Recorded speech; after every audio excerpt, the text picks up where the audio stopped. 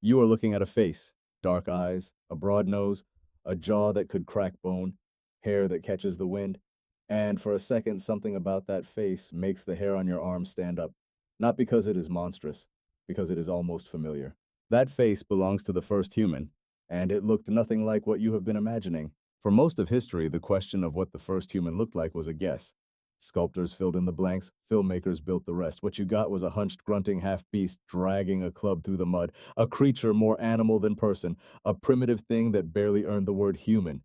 That image is wrong, almost completely, and the truth is far stranger and far more magnificent. So, who was the first human on Earth? What did that body actually look like? And what does it tell you about the body you are living in right now? Let us start with the most important problem. The word human is doing a lot of heavy lifting in that question. When scientists use it, they are usually talking about Homo sapiens, the species you belong to. And the earliest confirmed Homo sapiens fossils do not come from a single individual.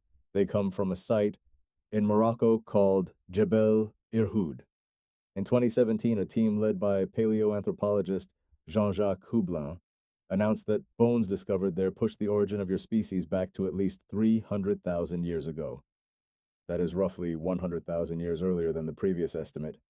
One of those bones is a nearly complete skull.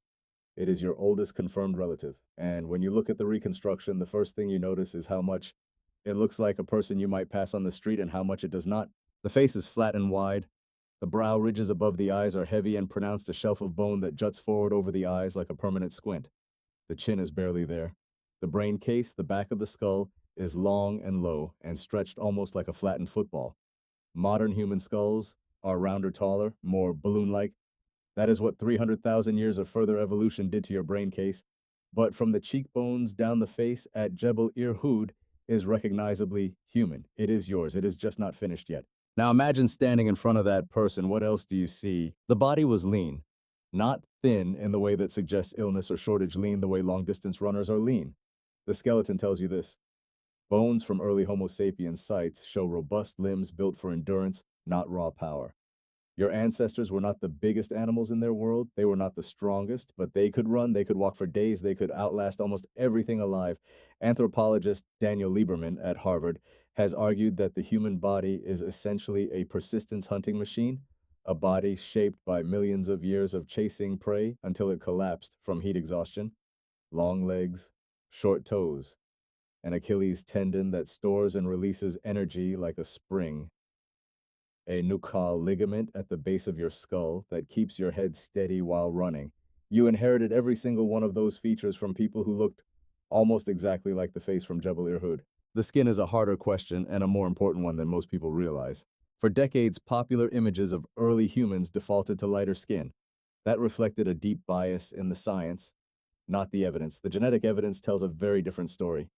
Geneticist Sarah Tishkoff at the University of Pennsylvania led a major 2017 study on the genetics of skin pigmentation in African populations and found that the genetic variants associated with dark skin are extremely ancient, far older than the split between different human lineages. In plain English, this means that the first Homo sapiens almost certainly had dark skin, deeply dark skin, the kind of skin that evolved under intense equatorial sun to protect the body's supply of folate, a vitamin that is destroyed by UV radiation and is essential for healthy reproduction.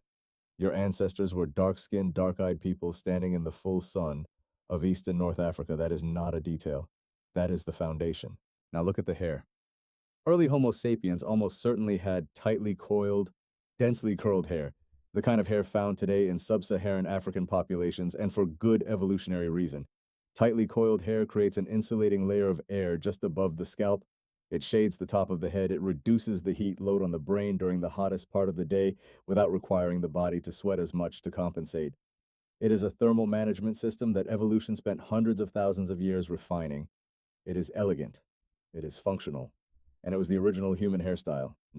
The eyes were almost certainly dark brown, close to black.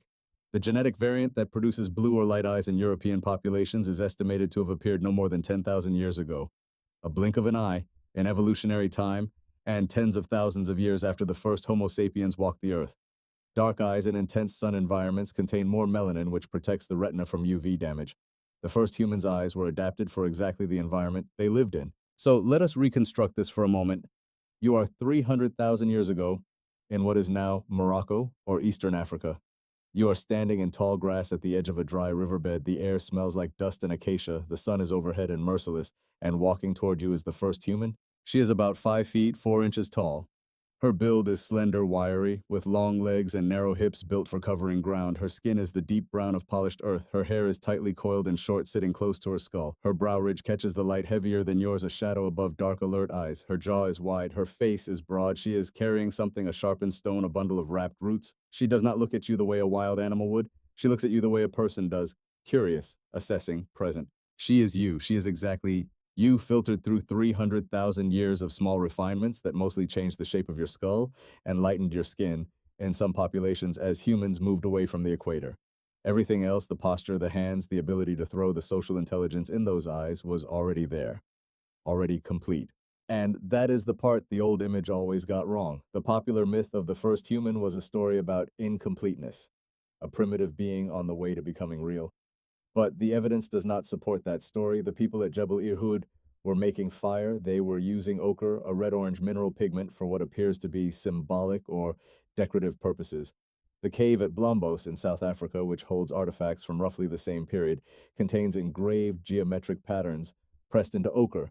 These were not animals performing instinct. They were people making meaning. Richard Wrangham at Harvard has argued that the control of fire, which predates Homo sapiens entirely, was one of the key events that shaped the modern human body. Cooking food made calories easier to extract, which allowed the gut to shrink and the brain to expand, which changed the shape of the skull, which changed the face. The first human face you would recognize was partly cooked into existence in the most literal sense. So the next time you look in the mirror, look carefully. The proportions of your face are slightly different from the face at Jebel Irhoud. Your skull is a little rounder, your brow ridge is almost gone, your chin is more defined.